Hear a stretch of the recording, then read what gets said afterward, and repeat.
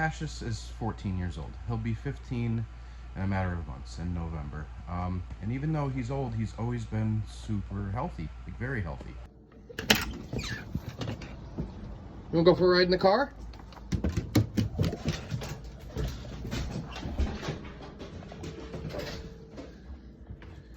He's good for 14. Cassius, you wanna go for a ride in the car? You wanna go for a ride in the car?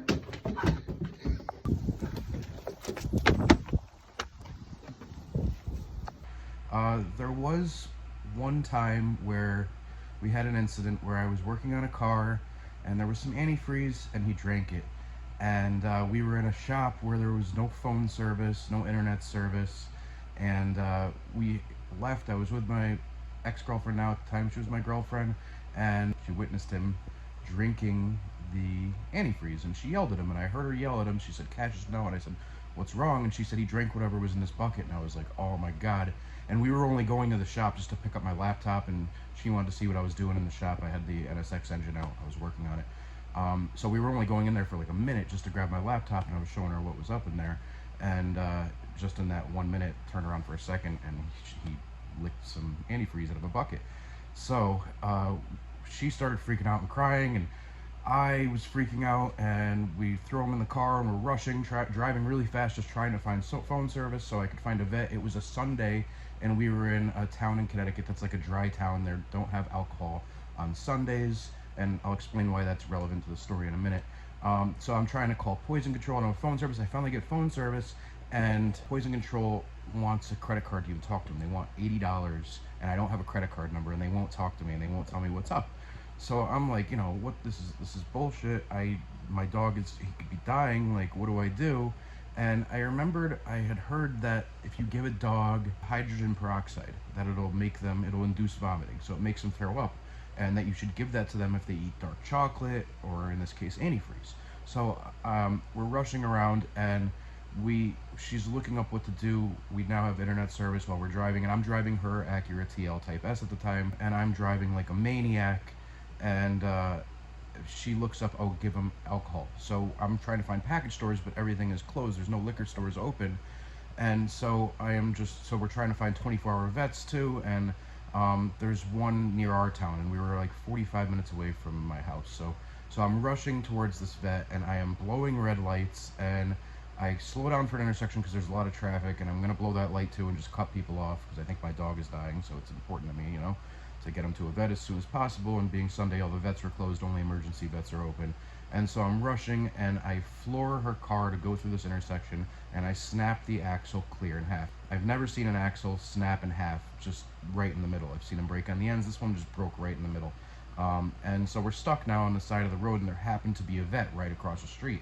So they ended up being closed, unfortunately.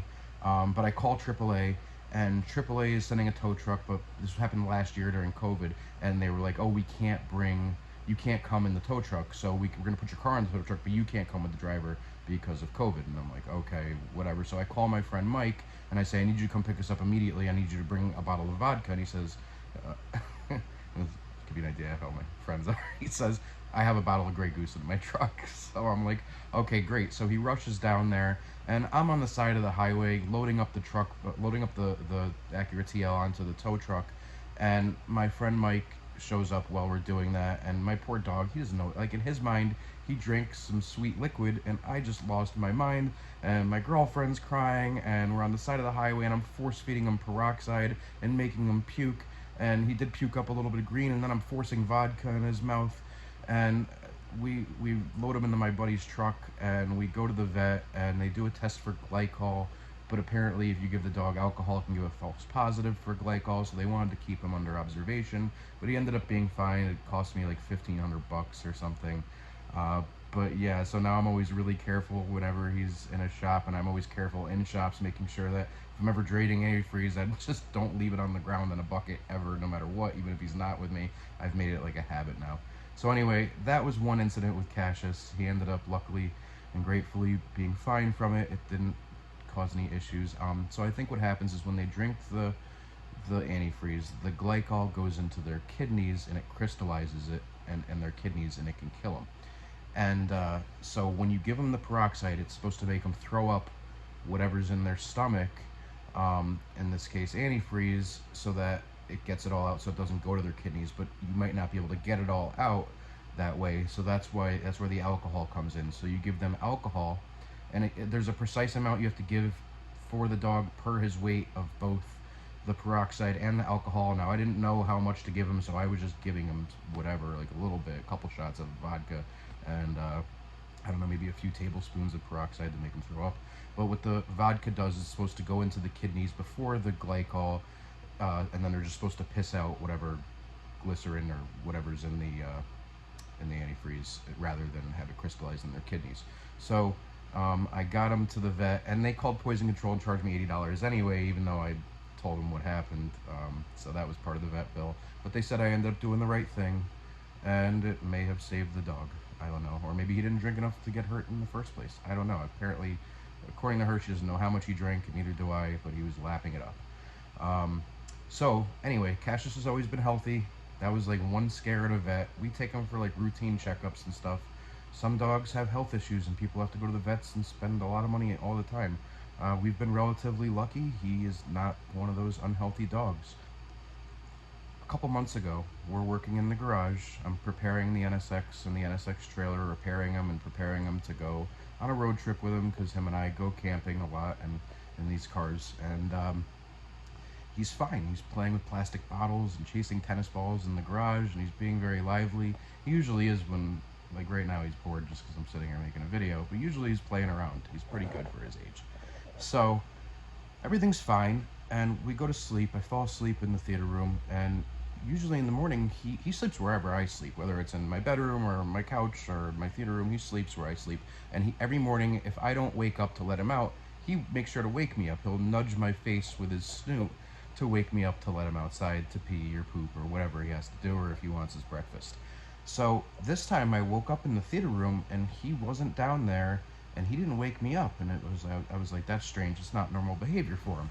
So I go upstairs, and I find him laying on the living room floor, and I'm groggy and tired, and I haven't had my coffee yet. So I just go through the motions of open the back door, let him out, put food in his dish, and then I go make coffee.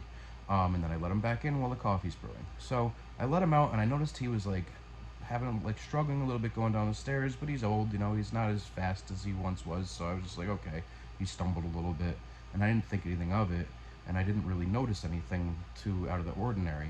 So then I let him back in, and I'm only focusing on like my coffee right now. It's my like ritual, and I'm just waiting for the coffee to brew. So I'm just going through the motions. I'm half asleep still. My eyes are half closed. I'm not a human until I've had my coffee. And I go to let him in, and I see him walk over to his bowl, and then my coffee brews, and I start drinking it, and then I realize he didn't touch his breakfast, and that's very, very out of character for him. He usually eats it faster than you can put it in his bowl. Like, as soon as it's there, it's gone. He just inhales it. So this time he didn't. So I was like, Cassius, are you okay? And I noticed he was just laying there, and he wasn't getting up. So I tried to get him to get up, and he just kind of fell over, and I'm like, I wonder what's going on here. So I started walking Cassius.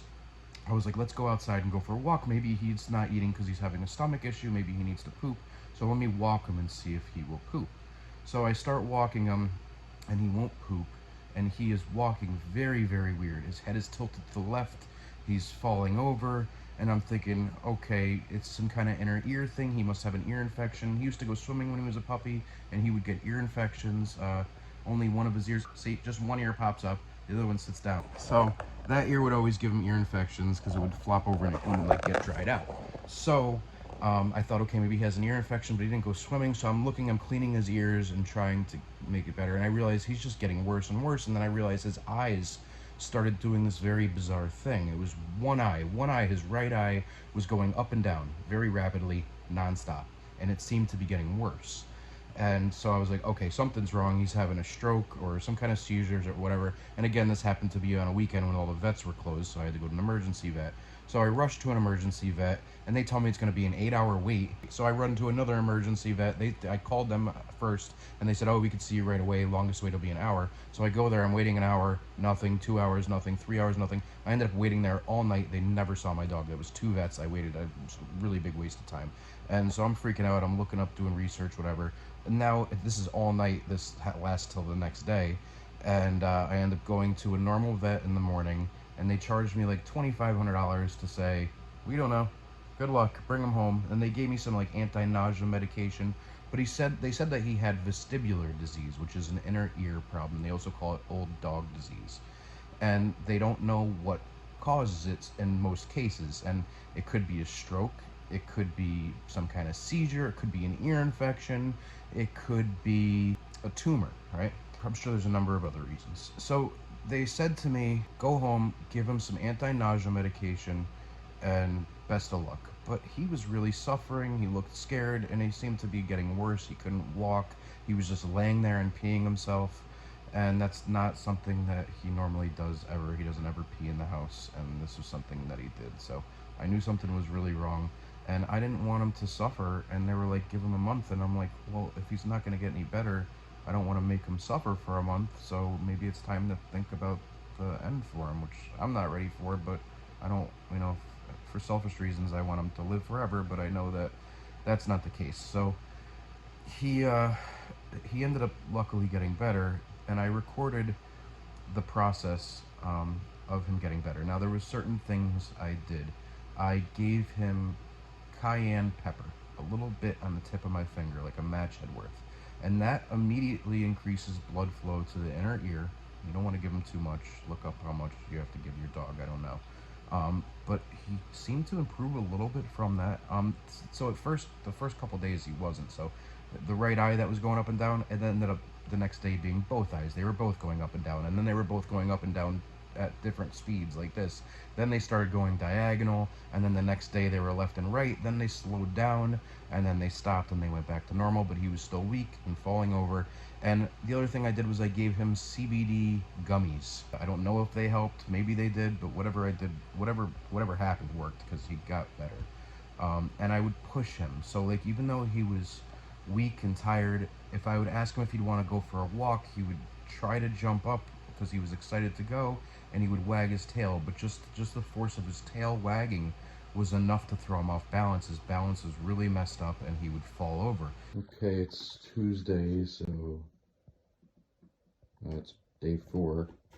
Cassius, you want to go for a walk? And he's getting up. He's still a little stumbly when he first gets up. If he starts wagging his tail, sometimes he will fall over. So he just started to wag it, and he fell over and I immediately cupped it. Pull it out and get that. I'm gonna be able to stay up. Okay, so we're gonna go for a slight walk. Sometimes I get him to walk like, I don't know, just go for like 50 feet, 100 feet, and see how he does. His eyes aren't twitching anymore, and his head is tilting less. So yeah, okay, let's go for a walk. Come on. If he would sneeze, he would fall over. When he would shake his head, he would fall over. It was all the time, and so I ended up putting a backpack on him. That really helped, where I had like a handle so I could help him up and down the stairs. And things weren't looking good at first, and it really tore me up. Then he wouldn't eat anything. I tried to cook him Wagyu steaks, hamburgers. He would not eat anything. He wouldn't eat his regular food, obviously. I brought him to McDonald's. He would not eat McDonald's.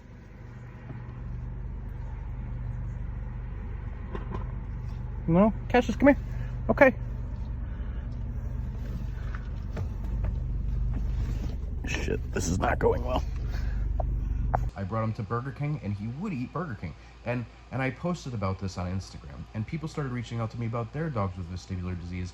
One guy told me that his dog, he couldn't eat anything. He refused all food except for Chef Boyardee ravioli. So if your dog has vestibular disease and it won't eat, he'll eat something. You just got to figure out what that something is, because for some reason, this dog, who is not picky at all and will eat lettuce and celery and carrots, now all of a sudden won't even touch a steak.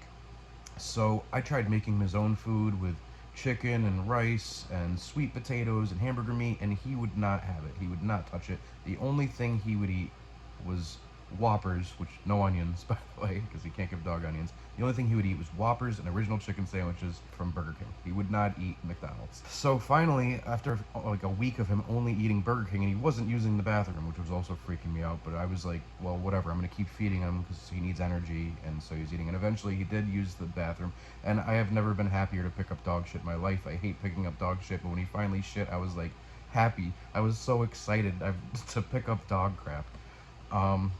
Because he finally went, and I thought he wasn't gonna. I didn't know. Okay, so he finally ate. So then I got him to eat Denti more beef stew one night. So I was like, oh, this is great. He's eating Denti more beef stew now. So then I started to just keep feeding him that, and I started putting in his kibble a little bit, like a little handful of it with that. And then eventually I started weaning him off of the beef stew. So less beef stew, more kibble, until eventually it was no beef stew and all kibble. I give him good kibble, taste of the wild. Anyway, he's back to himself. He's made a miraculous recovery. So if your dog has vestibular disease, hopefully you can find some hope in this video that it's probably going to be okay. Apparently most dogs do recover from it. I was concerned because of his age that he may not. Now, we don't know exactly what caused it, but it wasn't an ear infection. They gave me antibiotics just in case, but his ears didn't smell bad. He didn't have a elevated white count. So I think it was unnecessary, but just in case we gave him that. And yeah, he ended up making a miraculous recovery. I'd say he's still a little bit slow and weak, maybe. I want to say he's not 100% better, but he's 95% better for sure. And we just went out camping the other night again, and everything's pretty much back to normal. So what I would do is I would push him to walk. He would want to stop and rest every couple feet. When people have strokes, that they force him to get up and walk right away, so the residuals are less. It's like physical therapy kind of stuff. So I would force him to walk, and if he got really tired and wanted to stop walking, I would let him, and he would lay down, but I wouldn't let him lay down for more than like a minute or two, and then I would make him get up and walk. And sometimes you'd only walk like 10 steps at a time, and then he'd want to lay down again. And I would do this every day, and then after a while he didn't need the rest anymore. I needed the rest. He wants to pull on the leash nonstop now. So yeah, anyway, here's a video of what's going on. I've been talking for 17 minutes. I really can ramble on these things. I hope this video is helpful for you guys. Cassius, come here. Cassius, come. This is day 3 of him like that. Cassius, come. Cassius, come here. Come on. He's got the head tilt, and his eyes are jittering still, and he's stumbling and falling over.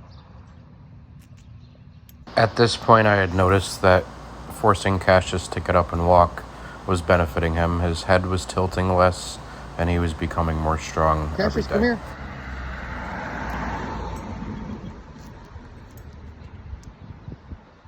Cassius, come.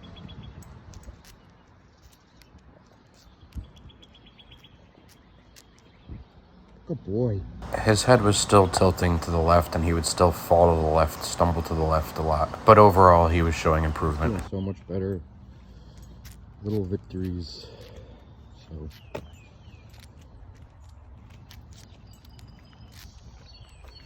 yesterday he jumped on the couch by himself. So another small victory. I celebrated. I didn't even see him do it. I just turned around and he was on the couch. So I was like, all right.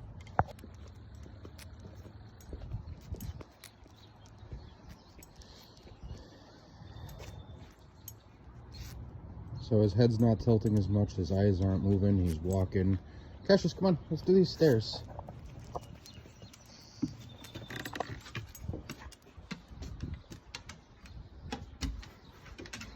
Good boy.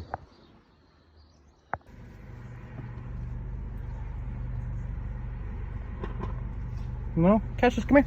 Okay. Shit, this is not going well. Cassius, come here. Cassius, come. I'm pushing him a little hard today. He's getting tired. I don't want to push him too hard. Today is Thursday. I'm at Hubbard Park with Cassius, and he's actually leading the way this time, so he is walking better. However, he would not eat all day until I took him to Burger King. I tried feeding him steak and chicken and all kinds of stuff. He wouldn't do it.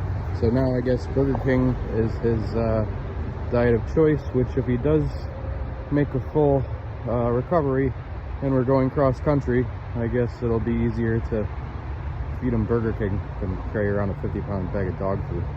So, however, that crap, I don't know how long he's gonna live on freaking just a Burger King diet. So, but yeah, he likes original chicken sandwiches and Whoppers. That's his thing, apparently. Look at him go. And you just ate some pizza. Yeah, you are hungry eventually. You want your treat? What are you getting? What are you doing? Oh, he's eating. Good boy. Water? Food? And he just ate a bunch of chicken. He also just jumped on the couch by himself and brought his treat with him. He was a little stumbly, but he got up there. And now he's watching TV.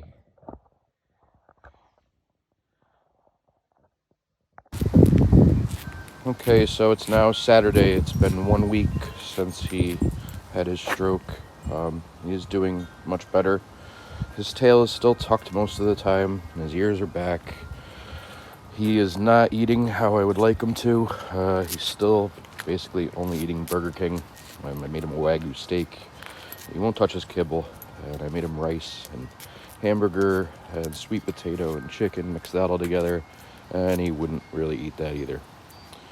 I'm trying to get him to go to the bathroom because he hasn't done that since the day before yesterday. Assuming just because he's not eating a lot, but yeah, I don't know. He's still unstable. He still falls over sometimes. He is able to get on and off the couch now by himself. He doesn't know his limitations, so he tried to go down my back stairs. I had just opened the storm door and I was going to hold him by this handle here and kind of guide him down the stairs, but I didn't get a chance. As soon as I opened it, he booked out and he tries to like take 5 steps in a single bound and he landed on his face. And then he looked up at me, confused and scared. But anyway, there is some improvement, so small victories. I'm happy for them. I noticed that Cassius's recovery was sort of a 2 steps forward, 1 step backwards thing. Overall, he was improving, but sometimes even just like 1 hour to the next, he would be doing great, and then the next hour he wouldn't be. And I would get upset about it. So I would take advantage of the good moments when he was doing well, and I'd try to take him for a ride in the car or take him for a walk or a small hike. But overall, he was showing improvements, and this day I brought him to go do a photo shoot with the S2000. I asked him if he wanted to go for a ride, so I took the seat out of the car because we hadn't taken this car out in a very long time. And he likes going for rides in the car. Now he's actually pulling on the leash and trying to drag me around. He's getting a lot stronger. The more I walk him, the more I push him, the less his head is tilting. When he first wakes up, he's weak and shaky. He did sneeze a couple times, probably from the pollen in the springtime here, and him sneezing made him kind of shake his head and then he fell over. That happened 2 times, so that was a little strange to watch. So he is still definitely having some inner ear vestibular issues, but all in all, it's a very big improvement, and I'm still really hoping for no setbacks and just a full recovery here. Cassius, come on. But yeah, so today is Monday. This happened 2 Saturdays ago, and he's now eating still Burger King, but also I got him to eat Denti Moore beef stew and some pieces of salami. He somehow is able to eat the Denti Moore beef stew and separate the carrots and not eat the carrots, which is strange because he used to eat raw carrots. He was never a picky eater. He would eat lettuce, everything.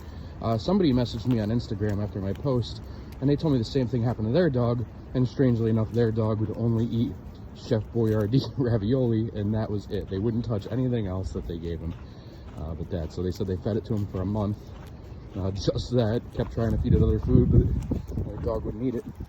And the dog ended up making a mostly full recovery, they said, so it gives me some hope. I'll just keep making video updates here.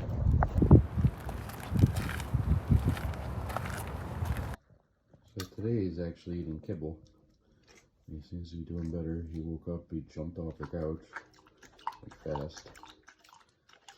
So, yeah, hopefully today's a good day.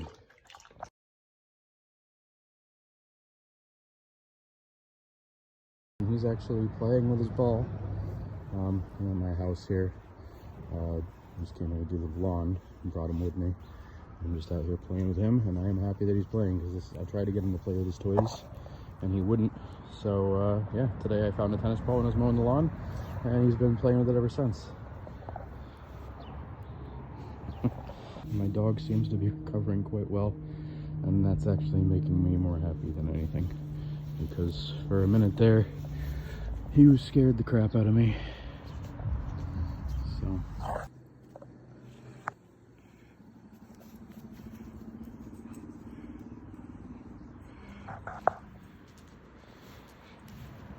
So Cassius always jumps in the back of the SUV, but he can't for the last week because of the stroke, so I keep picking him up and putting him in. And this time I didn't have a chance to open the back, and he jumped right in. So it's like all of a sudden, miraculously today, he's doing much, much better. But yeah, he leaped, single bounded right into this thing. He's very proud of himself. I need to shave. Singles, you want beer? You want beer? Hey! I'm here! He fucking loves beer, dude. Yeah, she loves us. Yeah, that's right. We just put our ball bag on the door. Pull up.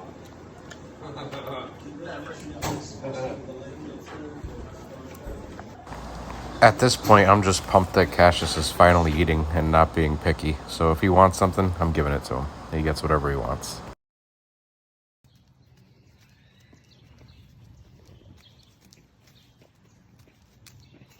Took a while. I had to put beef stew in it. I got him to eat that. And I was mixing the kibble in with it. And then I kind of weaned him off the beef stew, gave him more kibble. And now he's eating pure kibble. Yeah, he fell down the stairs earlier though, so he's still not good at that.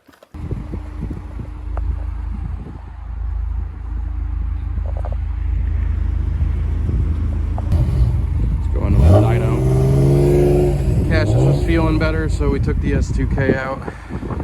And just by chance, I saw my buddy Doug, and he's got his supercharger on there right now, and he's going to get a tune. And so Jamie Marsh is doing the tune on it. So now that Cassius has been showing a lot of improvement, I've decided to get back to building my car so we can go cross country while he's still healthy enough to do so. I don't want to waste this opportunity. I want him to pee in as many states as possible, and I want him to swim in the Pacific Ocean.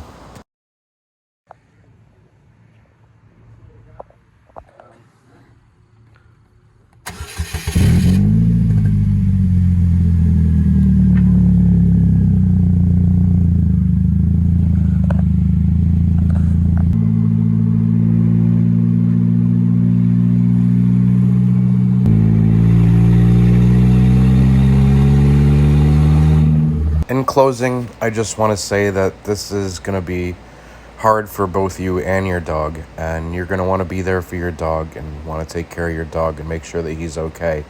But you also have to kind of take care of yourself too, otherwise you're no good to him. So he knew I was stressed out in the beginning, and I think maybe that stressed him out even more, and maybe he thought he was doing something wrong. So I kind of just had to snap out of it and be there for him, but also take care of myself. You need to get some sleep. Have a drink if you need one. It's stressful. I don't know. Do whatever you have to do, but don't stress it too much. Chances are it's worse on you than it is for your dog. They're going to be okay. I hope this video was helpful to whoever needed to see it. Alright everybody, thanks for watching. I appreciate you tuning in. I appreciate the support. Don't forget to like, comment, and subscribe below, and stay tuned for more videos coming shortly. I try to release one every week. Thanks.